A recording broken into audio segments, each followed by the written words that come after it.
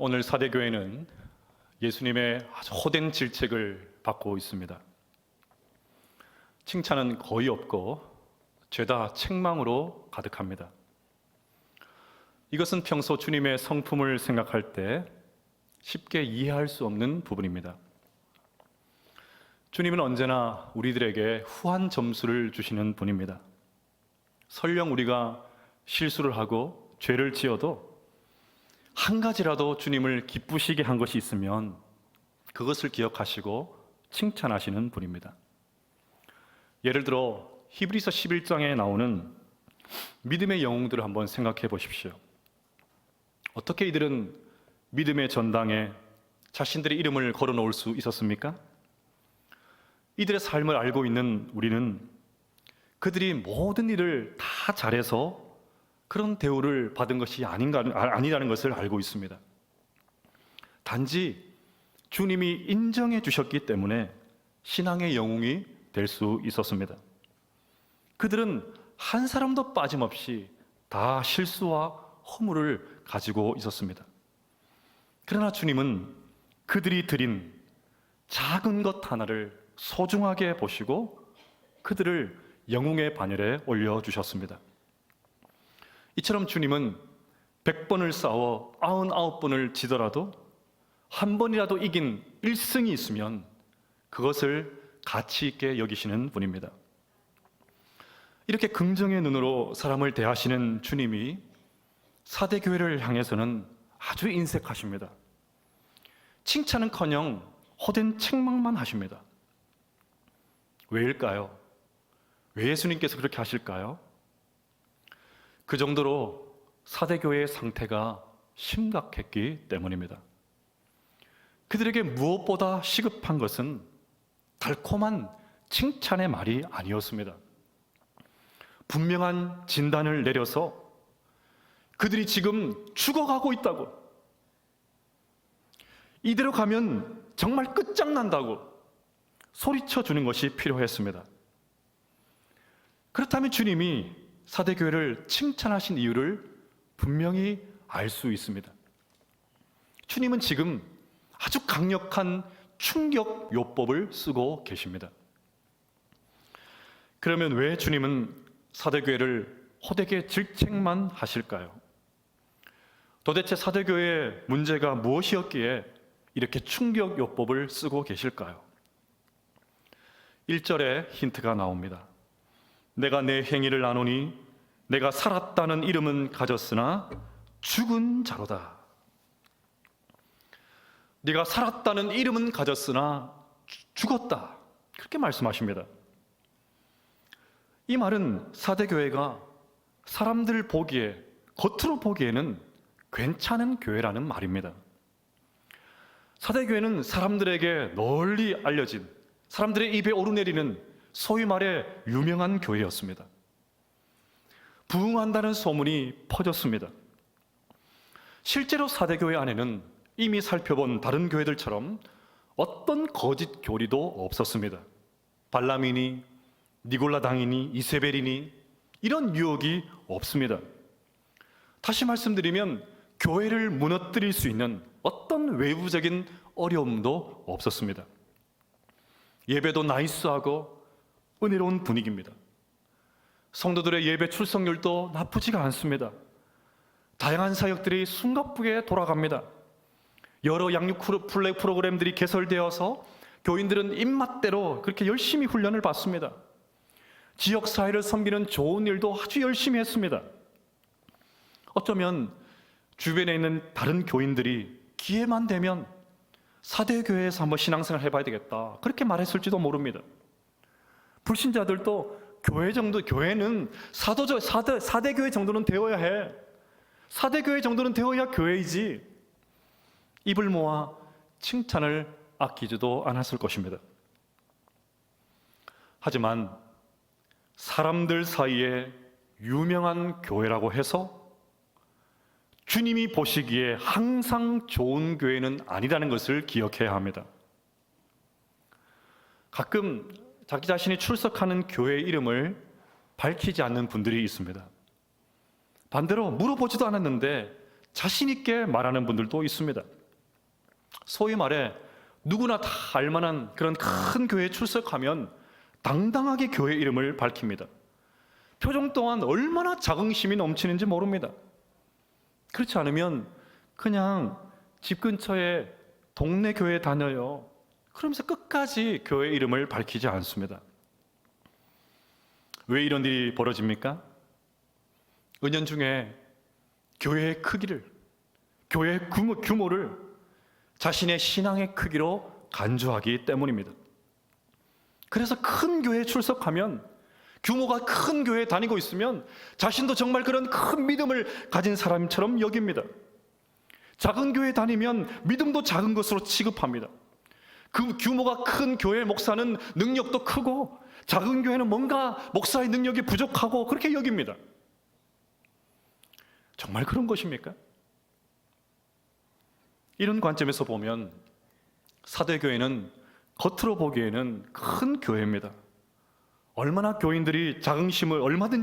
교인들이 자긍심을 가질 수 있는 교회입니다. 그런데 그 사대교회를 향해 주님께서 뭐라고 하십니까? 죽은 자로다. 죽은 자로다. 겉으로 보기에는 아무런 문제가 없어요. 매 주일마다 사람들로 차고 흘러 넘칩니다. 재정도 풍성합니다. 대사회적으로 열심히 사역합니다. 칭송받는 교회입니다. 겉으로 볼 때 아무 문제가 없어요. 그런데 주님께서 그 사대교회를 향해 죽었다. 살아있는 것처럼 보이지만 죽었다고 하십니다. 팔팔하다는 이름만 있었지 그 이름에 걸맞는 실속이 없었습니다. 조금 심하게 말씀드리면 빛 좋은 개살구 교회, 유명무실한 교회, 속빈 강정교회, 공갈빵 교회, 그것이 바로 사대교회였습니다.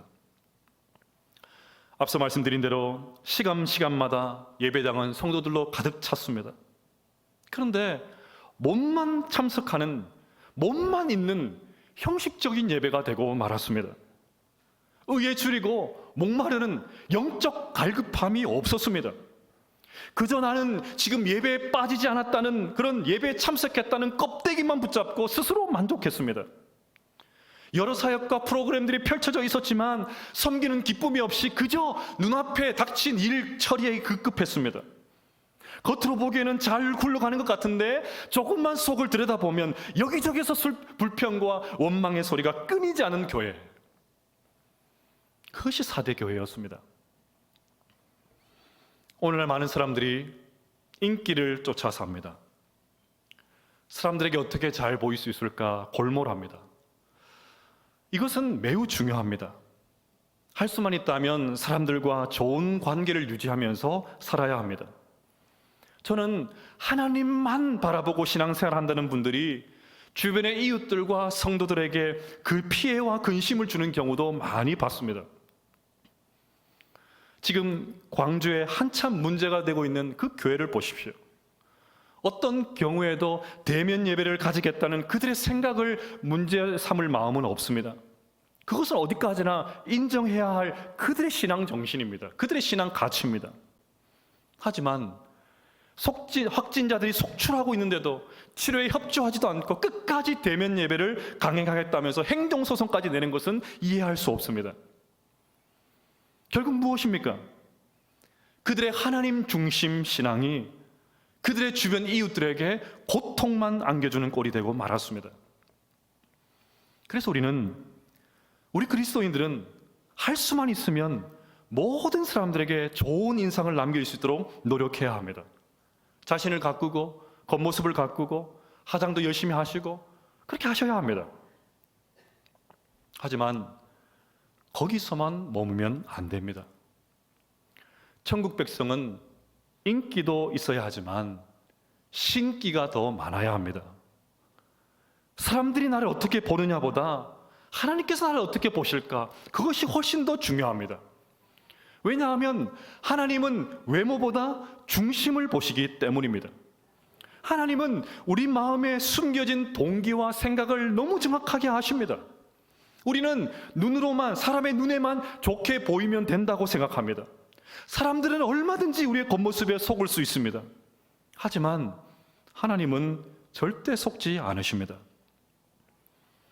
만약 우리의 신앙생활이 겉으로 드러나는 것에 치중하고 사람들에게 보이는 것에만 치중하고 껍데기만 치중하고 외형만 치중하고 있다면, 그래서 내면을 돌아보고 있지 않다면 사대교회의 책망이 우리의 책망이 될 수도 있습니다. 마음에 하나님을 향한 열정도 사랑도 없는데 보이기 위해서 자리를 지키고 있다면, 사람들에게 그럴싸하게 보이는 데서만 골몰하면서 자리를 지키고 있다면, 전혀 마음은 없는데, 전혀 중심은 그렇지 않은데 껍데기만 붙잡고 있다면, 우리 모두도 사대교회 같은 주님의 평가를 받을 수가 있습니다. 그러니 여러분, 우리 모두 겉과 속이 같아지기를 축복합니다. 명성과 실체가 동일하게 되기를 축복합니다. 경건의 모양과 경건의 능력이 균형 있게 자리 잡기를 간절히 축복합니다. 사대교회의 문제는 여기서 그치지 않습니다. 더 큰 문제가 있었는데, 그들은 자신들이 죽어가고 있다는 사실을 제대로 알지 못했습니다. 2절을 보면 사대교회를 향해서 주님은 너는 일깨어 라고 그렇게 말씀하십니다. 사대교회가 영적으로 깊이 잠들어 있다는 말입니다. 그래서 주님은 영적인 잠에 빠져 있는 사대교회를 막 흔들어 깨우십니다. 무슨 말입니까? 사대교회는 자신들이 죽어가는 것도 모르고 겉보기에 잘 돌아가는 것에 안주한 채 지금 서서히 메말라가고 있는데, 껍데기가 괜찮다고, 여전히 교회가 부흥하고 있다고, 그 현실에 취해서 깊은 영적인 잠에 빠져 있습니다. 삼손을 잘 아시죠? 삼손이 데릴라의 꾀임에 빠져서 머리카락이 깎이고 하나님의 능력이 떠났습니다. 그런데 성경을 보면 여호와께서 이미 자기를 떠나신 줄을 깨닫지 못하였더라, 그렇게 말씀합니다. 주님의 능력이 나갔습니다. 하나님이 더 이상 삼손을 사용하지 않습니다. 나를 통해서 하나님의 능력이 나타나지 않습니다. 그런데도 정작 그 사실을 삼손만 모르고 있습니다. 그저 이만하면 됐지, 이 정도면 됐지, 이 정도 교회면 되었지, 뭐가 문제가 있어? 아무런 문제의식을 느끼지 못하고 현실에 안주합니다. 이것이 바로 사대교회의 문제였습니다. 자, 그러면 구체적으로 한번 살펴보겠습니다. 어떻게 하면 영적인 잠에서 깨어날 수 있을까요? 첫째로, 영적 긴장감을 유지해야 합니다. 다시 2절을 보시면 영적 깊은 잠에 빠져 있는 사대교회를 향해서 주님은 너는 일깨어, 그렇게 말씀하십니다. 주님은 잘못된 자기 만족에 빠져서 죽어가고 있는 사대교회를 향해 당장 일어나라고 하십니다. 주목할 것은 일깨다라는 헬라어 단어가 현재 진행형 동사입니다. 한두 번만이 아니라 계속 정신을 바짝 차리고 있어야 된다, 그 말이죠. 여러분, 2019년에 우리나라에서 몇 건의 교통사고가 발생했는지 아십니까? 22만 9,600건이었습니다. 하루에 630건의 교통사고가 났습니다. 그런데 이 기록적인 교통사고의 원인의 75%가 운전자의 방심 때문이라고 합니다. 의외로 초보 운전자들은 그렇게 사고를 내지 않습니다. 왜냐하면 서툴기 때문에 가르쳐준 대로, 배운 대로, FM대로 그렇게 하기 때문이죠. 하지만 5년쯤 넘어가면 상황이 달라집니다. 여러 해 동안 무사고로 했다는 자신감으로 인해서 다른 행동을 하거나 앞을 이렇게 제대로 보지 않다가 사고를 냅니다. 실제로 운전면허 취득 경과 연수별 교통사고 현황을 보니까 10년 이상이 71.3%로 압도적으로 높았습니다. 결국 긴장감이 사라지니까 사고를 냅니다. 저는 드라마를 잘 보지 않습니다. 한번 보기 시작하면 다음 편을 봐야 하는 유혹, 다음 편 예고가 얼마나 유혹적으로 만듭니까? 안 보고는 못 베기죠. 그것 때문이기도 하고 새벽 기도에 나오려면 늦어도 11시 전에는 무조건 자야 합니다. 그런데 작년에 제가 참 재미있게 본 드라마가 있습니다. 아니, 더 정확하게 표현하면 은혜 받은 드라마가 있습니다. 제목이 슬기로운 의사생활입니다. 저는 그 드라마를 보면서 목회학 실전 강의를 듣는 같은 그런 느낌을 받았습니다. 육신을 치료하는 의사나 영혼을 치료하는 목사나 결이 비슷하구나, 참 중심은 절해야 되구나, 그런 생각 많이 했습니다. 정말 하나님 말씀과 같은 대사를 들으면서 얼마나 아멘을 많이 했는지 몰라요. 큰 감동을 받았습니다. 드라마를 보면 최송화라는 신경외과 의사가 나옵니다. 최송화 교수는 1년에 머리를 열어서 하는 신경외과 수술을 수백 차례 집도합니다. 너무 유명하고 기술이 좋으니까 수련생들이 이 교수 밑에서 배워보려고 레지던트들이 줄을 섭니다. 촉각을 다투는 그런 현장이니까 때로는 수련생들을 아주 호되게 나무라기도 합니다. 직전 수술에서도 이런 일이 벌어졌습니다.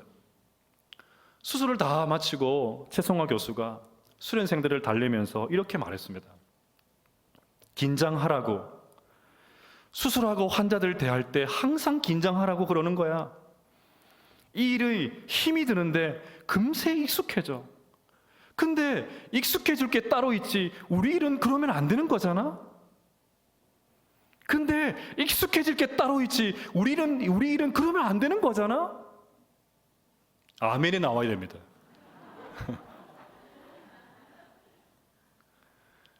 작년에 코로나가 기승을 부릴 때 우리는 교회에 모여서 예배를 드리지 못했습니다.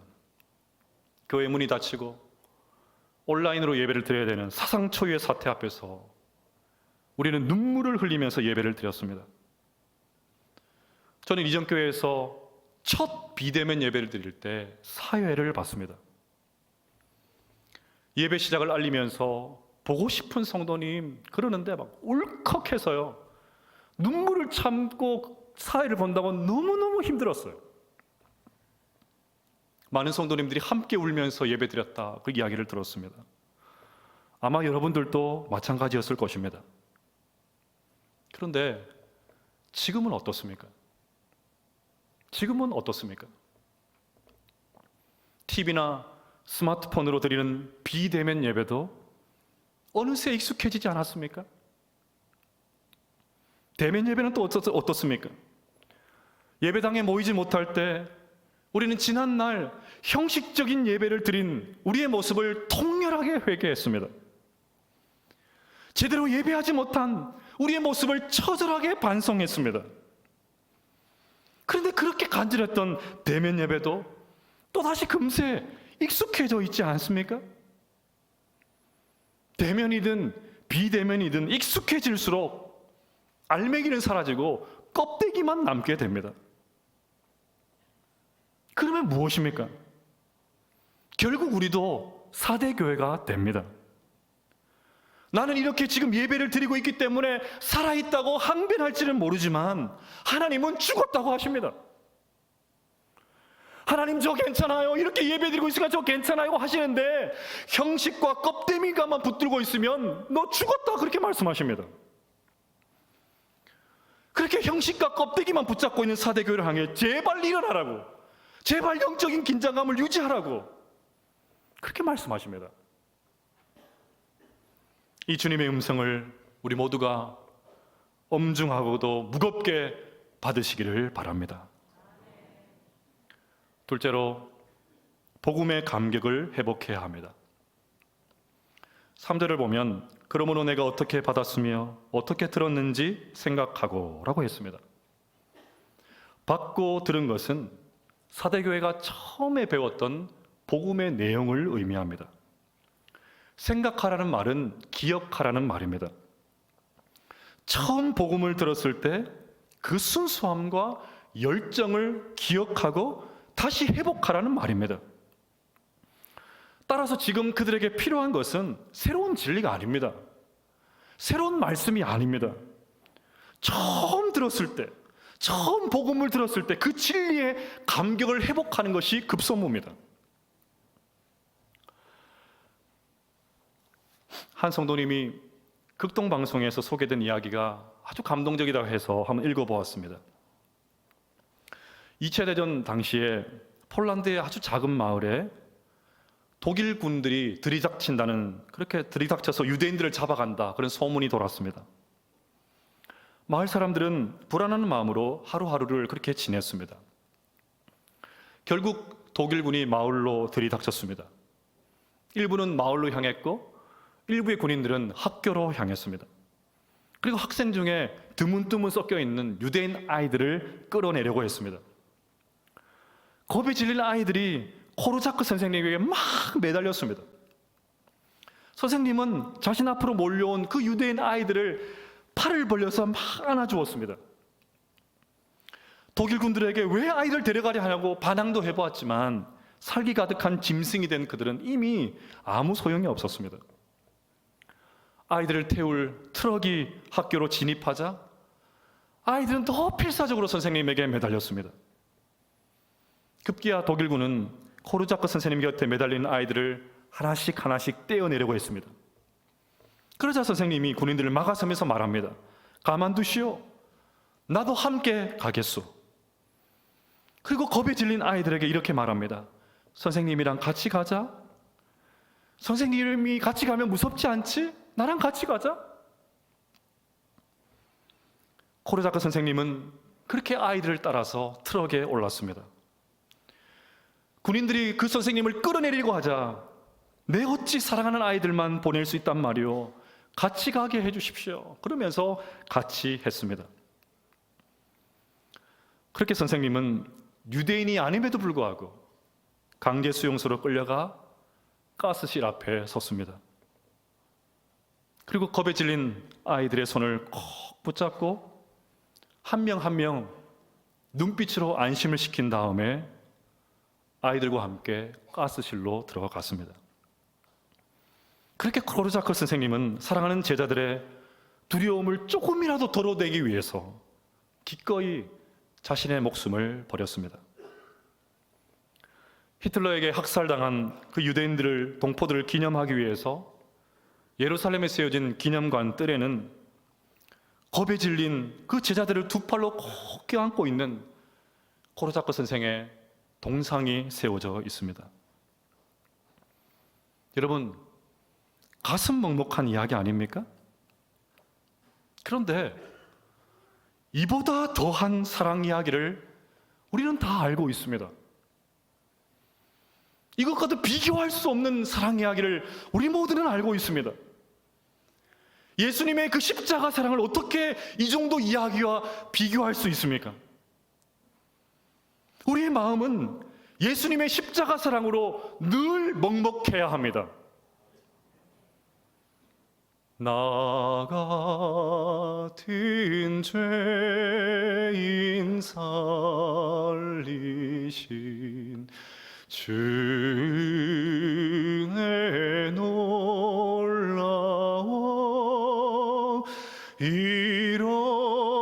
잃었던 생명 찾았고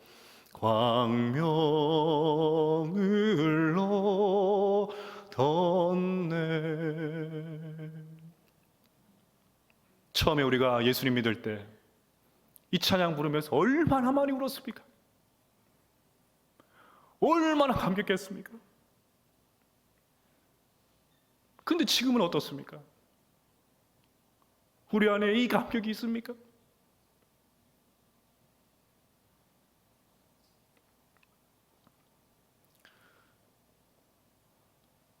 저는 찬양을 할 때마다, 특별히 사랑하는 나의 아버지를 부를 때마다 중고등부 시절에 저를 지도해 주셨던 전도사님이 생각을 합니다. 한 번은 여름 수련회를 갔는데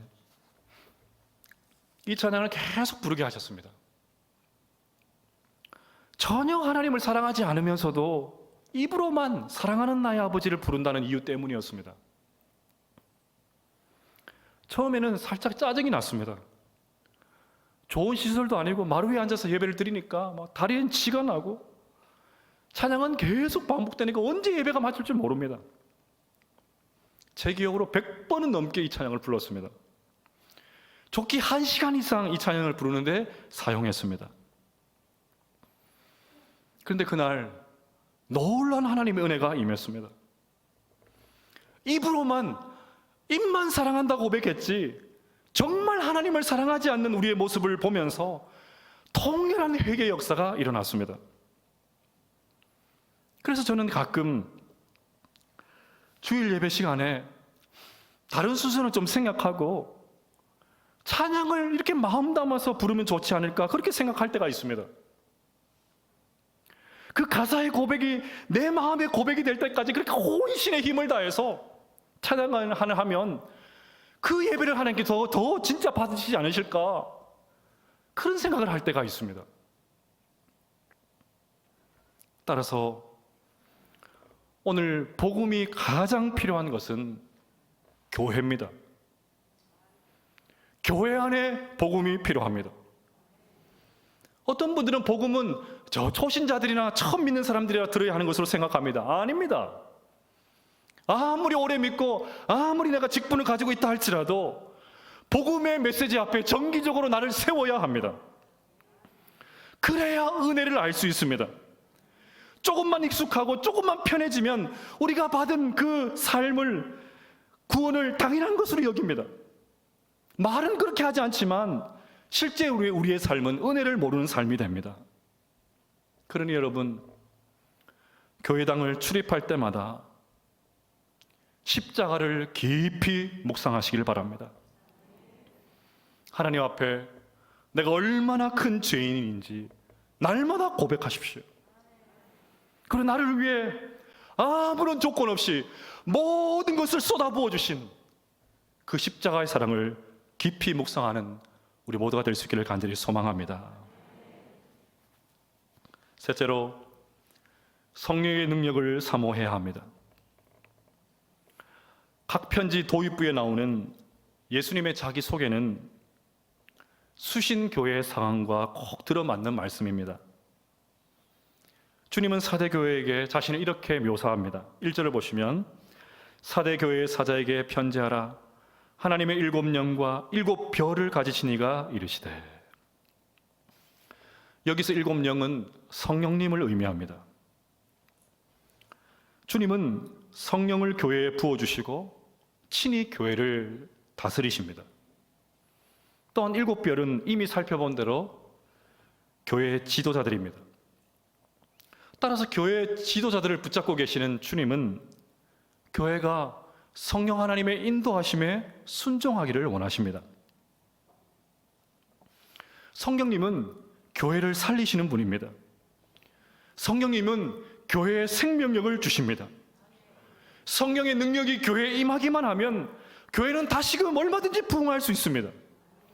지금과 같은 성령의 시대에 교회의 성패는 성령님에게 달려 있습니다. 이것은 비단 교회만이 아닙니다. 성령이 역사하시면 우리의 자녀들도 변화됩니다. 가정이 변화됩니다.